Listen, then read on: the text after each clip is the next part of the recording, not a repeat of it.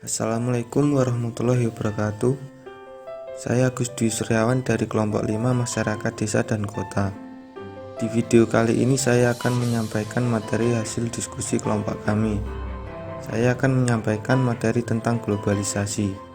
Globalisasi diambil dari kata globalis atau global yang berarti umum atau universal, atau dalam bahasa Inggrisnya globalization dari kata globe yang berarti dunia atau bumi, dari isation dalam Inggris yang berarti proses atau sasi yang berarti proses, sehingga ketika dua kata ini digabungkan maka diperoleh arti proses mendunia atau proses sesuatu yang mendunia.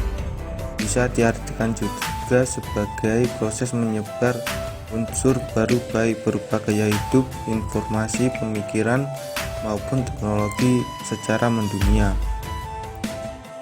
Pengertian globalisasi secara umum dapat diartikan sebagai proses masuknya ke ruang lingkup dunia, menjadi global atau mendunia. Peristiwa yang terjadi di belahan dunia lain dapat kita saksikan langsung tanpa harus mendatanginya. Globalisasi memiliki banyak penafsiran dari berbagai sudut pandang. Sebagian orang menafsirkan globalisasi sebagai proses pengecilan dunia atau menjadikan dunia sebagaimana layaknya sebuah perkampungan kecil. Pengertian lain dari globalisasi seperti yang dikatakan oleh Becker adalah bahwa globalisasi merupakan koneksi global ekonomi, sosial, budaya, dan politik yang semakin mengarah ke berbagai arah di seluruh penjuru dunia dan merasuk ke dalam kesadaran kita. Globalisasi adalah keterkaitan dan ketergantungan antar bangsa dan antar manusia di seluruh dunia melalui perdagangan, investasi, perjalanan, budaya populer, dan bentuk-bentuk interaksi yang lain, sehingga batas-batas suatu negara menjadi semakin sempit. Dengan globalisasi, kita juga dimungkinkan berkomunikasi dengan kerabat di negeri lain melalui alat telekomunikasi. Hampir semua sendi kehidupan manusia bergantung dengan energi listrik, mulai dari alat komunikasi, penggunaan listrik untuk tenaga alat kesehatan, sampai penggunaan listrik sebagai alat penerangan. Di Indonesia, pengelolaan listrik diatur oleh negara. Ini sesuai dengan amanat dari Undang-Undang Dasar bahwa segala yang menyangkut hajat hidup orang banyak dikuasai oleh negara. Globalisasi pada masyarakat desa. Pengaruh globalisasi pada masyarakat desa dapat dibuktikan saat ini, yaitu maraknya penggunaan smartphone atau Android. Smartphone merupakan sarana komunikasi yang sudah mengalami revolusi dari masa ke masa. Jauh-jauh sebelum adanya smartphone ini, masyarakat bertukar informasi dari jarak jauh menggunakan surat. Kemudian muncullah telepon rumah yang dapat bertukar informasi berupa suara.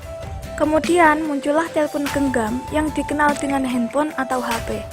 Dari HP ini mengalami beberapa perubahan atau desain sehingga muncullah smartphone atau Android, yaitu HP versi yang lebih canggih lagi, yang mana selain dapat bertukar informasi dari jarak jauh, juga dapat bertukar gambar.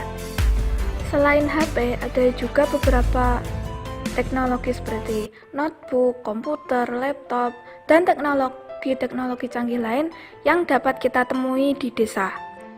Nah, dengan adanya globalisasi juga akan mempengaruhi gaya hidup masyarakat dari berbagai bidang.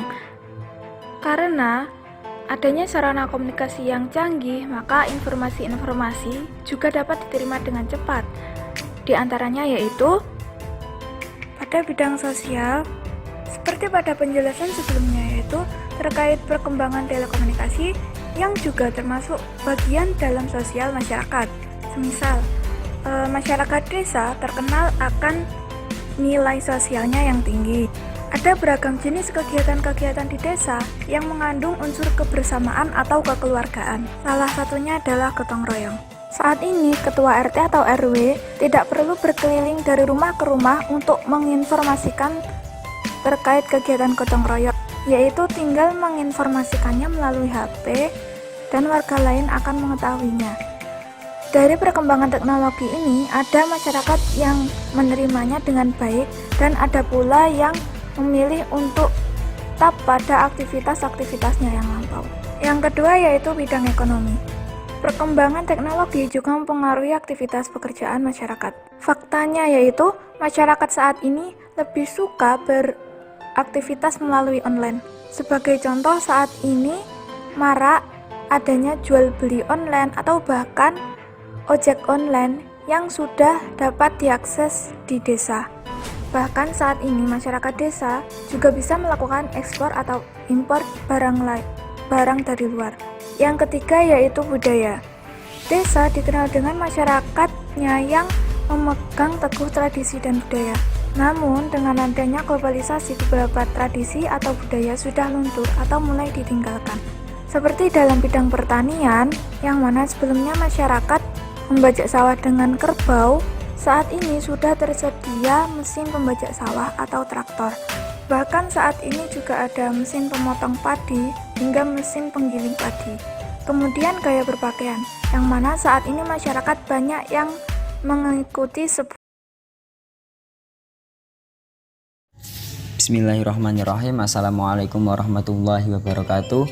Saya Muhammad Khairul Muslim. Di sini saya akan menerangkan atau menyampaikan sedikit materi mengenai dampak globalisasi di perkotaan. Masuk pada bab yang pertama, yakni adalah karakteristik penduduk perkotaan. Menurut Dickinson, kota adalah suatu pemukiman yang bangunan rumahnya rapat dan penduduknya bermata pencaharian, bukan agraris. Seperti yang kita ketahui, sebagian besar orang dari pedesaan pindah ke kota karena masyarakat di perkotaan memilih banyak akses lebih baik daripada di desa.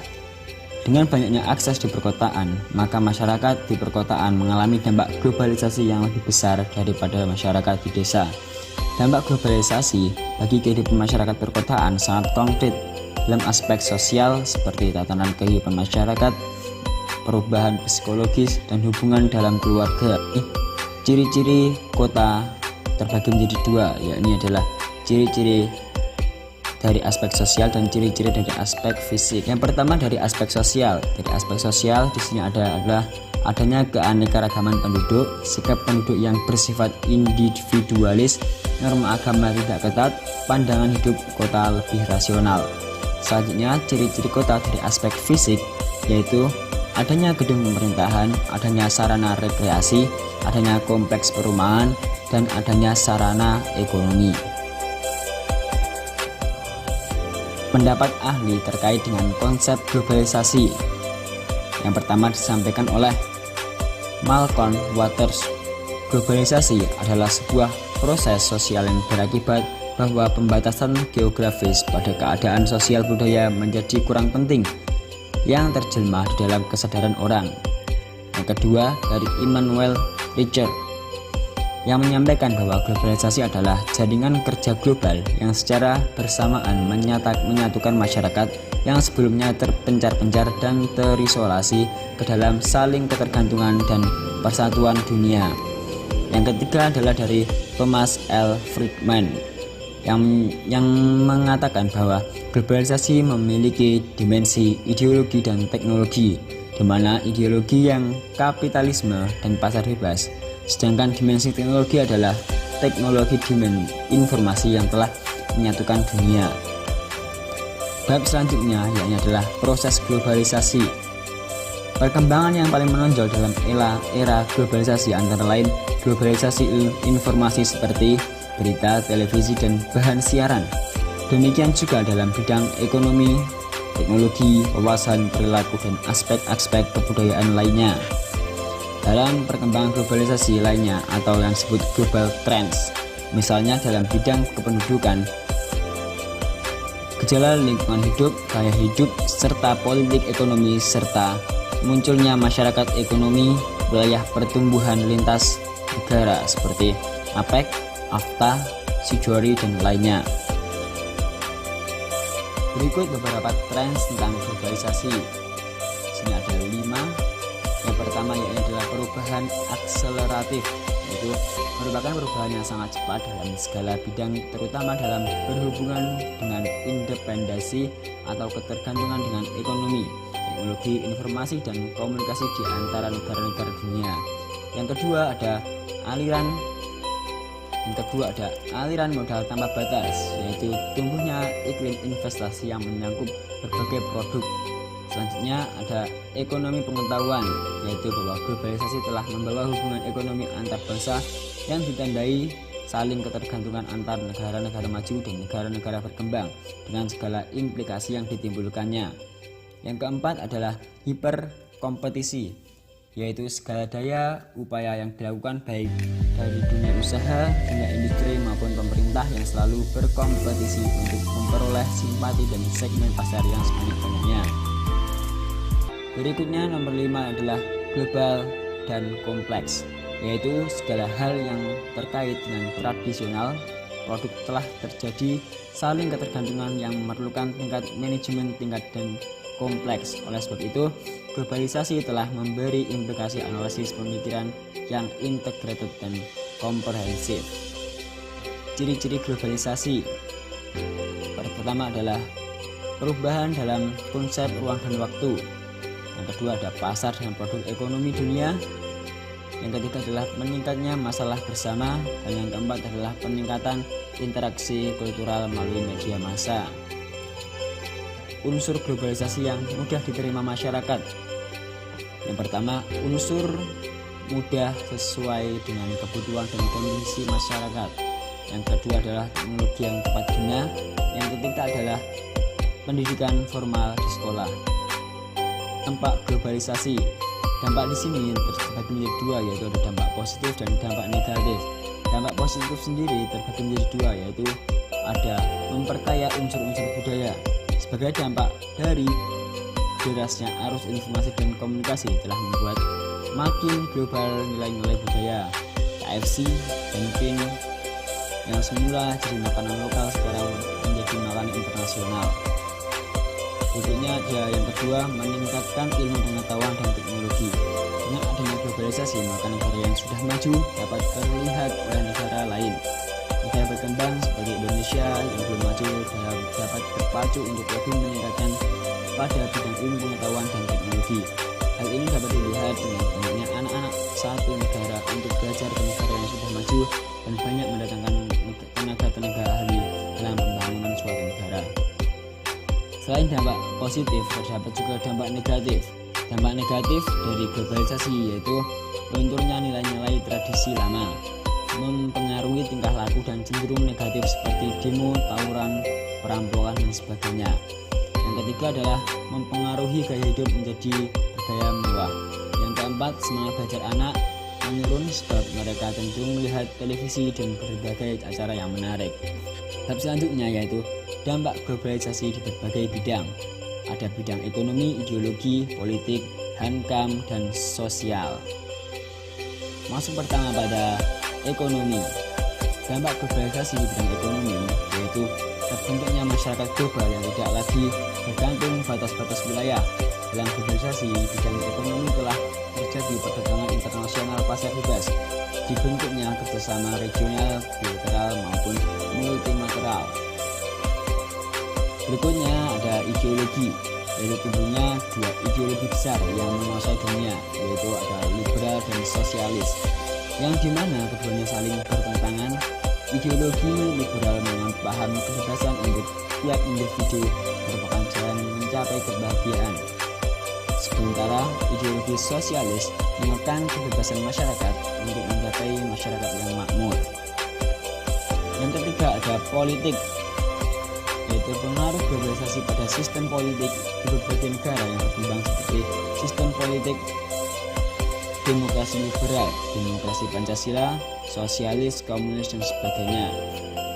Yang keempat ada hankam, yaitu adanya upaya-upaya setiap negara dalam mempertahankan kedaulatan negaranya melalui pembuatan sistem persenjataan maupun pemberdayaan rakyat dan tentaranya. Yang kelima ada sosial, yaitu banyaknya nilai-nilai dan budaya masyarakat yang mengalami perubahan dengan cara meniru atau menerapkan secara selektif. Salah satu contoh perubahan bidang sosial yaitu dengan hadirnya modernisasi di segala bidang kehidupan. Terjadi perubahan ciri kehidupan masyarakat desa yang tadinya secara dengan nilai-nilai gotong royong menjadi individual. Selain itu juga timbulnya sifat ingin merubah, mudah dan gampang atau yang biasa disebut instan pada diri seseorang.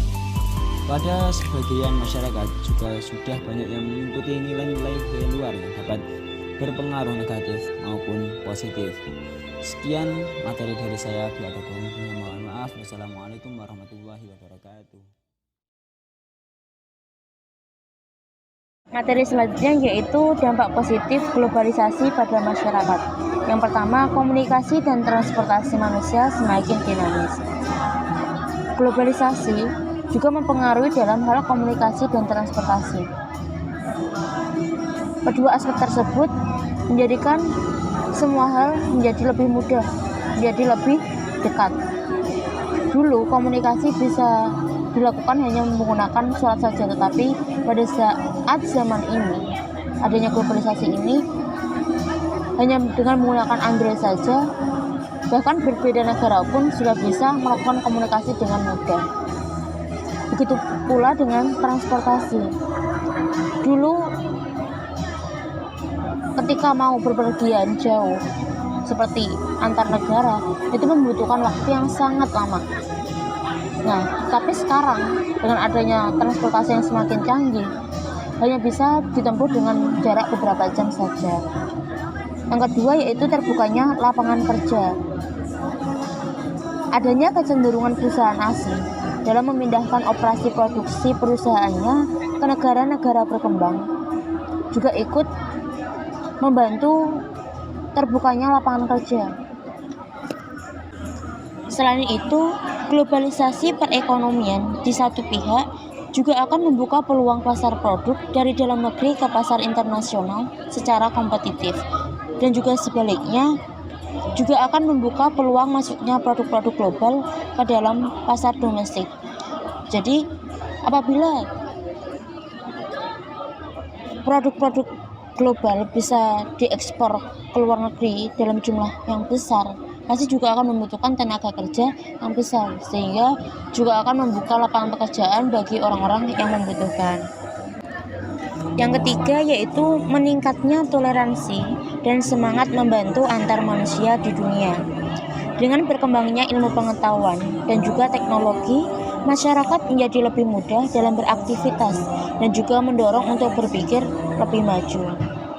Kemajuan teknologi komputer dan internet membuat kita cepat mengetahui informasi mengenai berita apapun yang ada di dalam negeri bahkan di luar negeri. Dan kita juga semakin empati terhadap penderitaan-penderitaan yang dirasakan penduduk bangsa lain yang sedang tertimpa musibah. Dan juga sebaliknya, negara lain juga akan merasa empati dengan penderitaan yang dirasakan oleh bangsa kita. Jadi dengan adanya perkembangan globalisasi ini,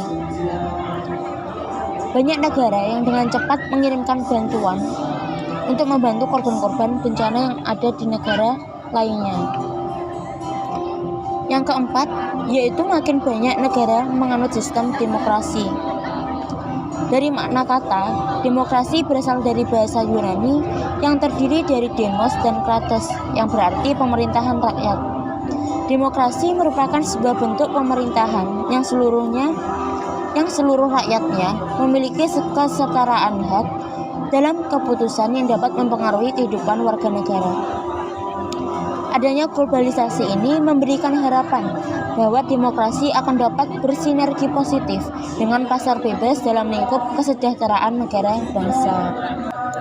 Yang kelima, memperkaya unsur kultural bangsa. Adanya interaksi antar negara membuat meningkatkan pembelajaran mengenai tata nilai sosial budaya, mengenai cara hidup, pola pikir yang baik, maupun ilmu pengetahuan dan juga teknologi dari bangsa lain yang telah maju. Dengan demikian, terjadi akulturasi budaya antara suku bangsa, antar ras yang semakin memperkaya budaya. Yang keenam, peran aktif warga negara. Teknologi informasi membuat warga negara cepat mengetahui apa yang terjadi sekaligus membandingkannya dengan negara lain. Dengan peran aktif warga negara, maka regulasi hukum dan pembuatan peraturan perundang-undangan yang memihak dan bermanfaat untuk kepentingan rakyat banyak. Juga semakin menguatnya tuntutan terhadap tugas-tugas penegak hukum yang lebih profesional, transparan, dan akuntabel. Semakin menguatnya supremasi hukum, demokratisasi, dan tuntutan terhadap dilaksanakannya hak-hak asasi manusia. Juga peran aktif masyarakat mendorong regulasi hukum dan pembuatan peraturan perundang-undangan yang memihak dan bermanfaat untuk kepentingan rakyat banyak. Jadi banyak sekali dampak-dampak positif dengan adanya globalisasi yang sudah menyebar ke masyarakat, baik itu masyarakat desa maupun juga masyarakat kota. Tapi selain adanya dampak-dampak positif, tentu juga globalisasi ini memberikan dampak negatif terhadap masyarakat. Nah, dampak negatif ini akan dijelaskan pada pemateri selanjutnya. Dampak negatif globalisasi pada masyarakat ada 4. Yang pertama, pola hidup konsumtif. Perkembangan industri yang pesat membuat penyediaan barang kebutuhan masyarakat melimpah. Nah, dengan begitu, masyarakat akan mudah tertarik untuk mengkonsumsi barang dengan banyak pilihan yang ada. Yang kedua, sikap individualistik. Masyarakat merasa dimudahkan dengan teknologi yang maju, yang membuat mereka merasa tidak lagi membutuhkan bantuan orang lain dalam beraktivitasnya. Kadang mereka sampai lupa bahwa mereka adalah makhluk sosial, artinya makhluk yang membutuhkan bantuan orang lain. Yang ketiga, gaya hidup kebarat-baratan. Nah, tidak semua budaya barat itu baik dan cocok diterapkan di Indonesia. Budaya negatif yang mulai menggeser budaya asli, misalnya anak tidak lagi hormat kepada orang tua, kehidupan bebas, dan lain-lain. Yang terakhir yaitu kesenjangan sosial. Apabila dalam suatu komunitas masyarakat hanya ada beberapa individu yang dapat mengikuti arus globalisasi, maka akan memperdalam jurang pemisah antara individu dengan individu yang lain yang stagnan. Hal ini menimbulkan kesenjangan sosial.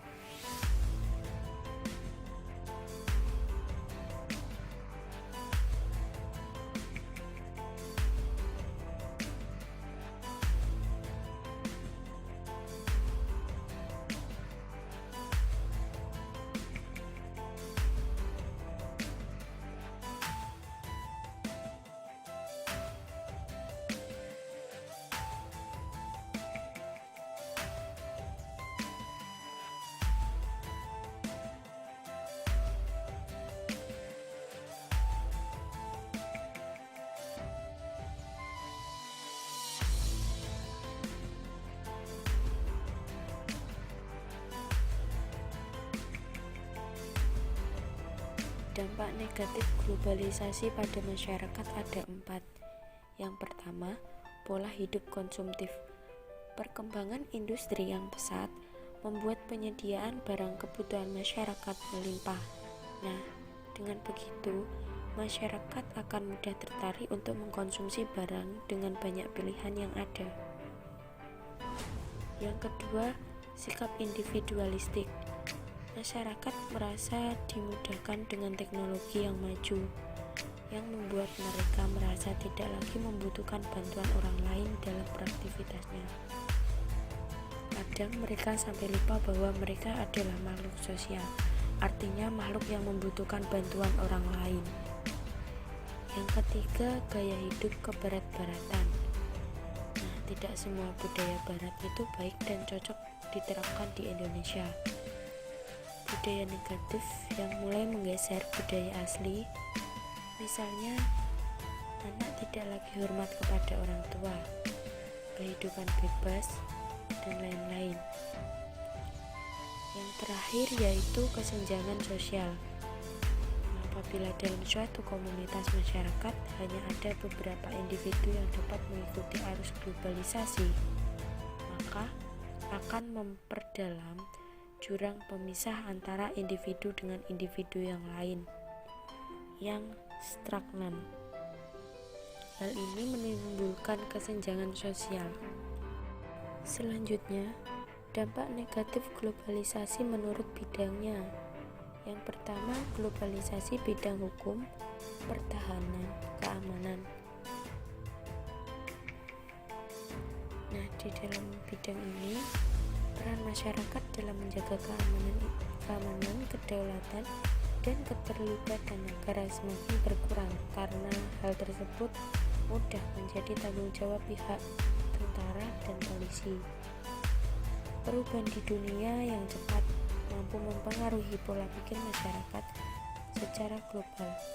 Sifat-sifat masyarakatnya adalah pragmatisme, hedonisme, primitif, dan konsumerisme. Semakin lunturnya semangat gotong royong, solidaritas, kepedulian, dan ketidakkawanan sosial, sehingga dalam keadaan tertentu. Yang kedua adalah globalisasi bidang sosial budaya. Semakin mudahnya nilai-nilai barat masuk ke Indonesia, baik melalui internet, media televisi manapun, atau media cetak yang banyak ditiru oleh masyarakat. Semakin memudahnya apresiasi terhadap nilai-nilai budaya lokal yang melahirkan gaya hidup individualisme atau mengutamakan kepentingan diri sendiri. Yang ketiga yaitu dampak globalisasi terhadap budaya lokal. Misalnya saja perubahan dari masyarakat tertutup menjadi masyarakat yang lebih terbuka, dari nilai-nilai yang bersifat homogen menuju pluralisme dan norma sosial merupakan salah satu dampak dari adanya globalisasi. Kebudayaan setiap bangsa itu cenderung mengarah kepada globalisasi dan menjadi peradaban dunia, sehingga melibatkan manusia secara menyeluruh. Misalnya saja dalam bidang hiburan massa atau hiburan yang bersifat massal, makna globalisasi itu sudah sangat terasa. Nah, sementara itu, kesenian-kesenian populer yang tersaji melalui kaset, VCD, dan DVD yang berasal dari mancanegara makin marak kehadirannya di tengah-tengah kita. Faktanya, memberikan bukti tentang beberapa negara-negara penguasa teknologi mutakhir telah berhasil memegang kendali dalam globalisasi budaya, khususnya di negara ketiga. Di saat yang lain, dengan teknologi informasi yang semakin canggih seperti saat ini kita ketahui, tawaran hiburan dan informasi yang lebih beragam yang mungkin lebih menarik jika dibandingkan dengan kesenian tradisional kita. Nah, dengan teknologi ini kita bisa menyaksikan berbagai tayangan hiburan yang bersifat mendunia yang berasal dari berbagai belahan bumi. Kondisi yang demikian mau tidak mau membuat semakin tersisihnya kesenian tradisional Indonesia dari kehidupan masyarakat Indonesia yang sangat erat. Nah, dengan datangnya perubahan sosial yang hadir sebagai akibat proses industrialisasi dan sistem ekonomi pasar, globalisasi informasi, maka kesenian kita pun mulai bergeser ke arah kesenian yang berdimensi komersial. Kesenian-kesenian yang bersifat ritual mulai tersingkir dan kehilangan fungsinya. Sekalipun demikian, bukan berarti semua kesenian tradisional itu kita lenyap. Ada berbagai kesenian yang masih menunjukkan eksistensinya. Akibatnya, masyarakat tidak tertarik lagi menikmati berbagai seni pertunjukan tradisional yang sebelumnya akrab dengan kehidupan mereka.